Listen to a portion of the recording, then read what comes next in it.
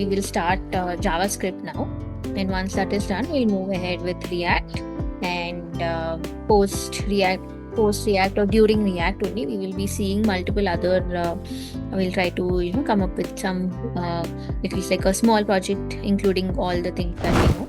So here in JavaScript, first let me say introduction, and inside introduction again I'll create one index.html. But before that, all of you know what JavaScript is, like what is it even used for and all of that, right?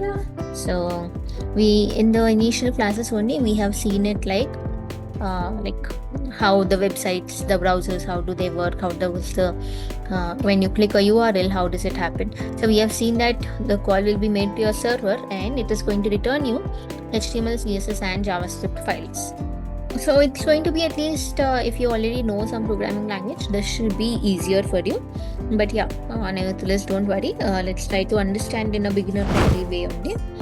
So the first thing, when you're trying to write your JavaScript code, in your HTML body, you can start by writing the script tag. Okay, so this script tag allows you to add your JavaScript code inside it. So this is just a random file that I have, script.js. ఇది నా HTML page కదా నేను open చేస్తాను. So this JavaScript.js is not even linked to my HTML, right? So there is no way that it is going to be displayed. So to link your script.js, basically your external JS file, into your HTML page, you will just write script, ఇక్కడ source అని ఉంది కదా, script tag వాడి source దగ్గర you are going to say మన script.js, whatever is the file name, you have to add it. Okay, so ఇది link చేసిన వెంటనే ఇప్పుడు if you load it, you see that మన ఇక్కడ రాసిన C+D=15 అనేది కూడా is getting printed.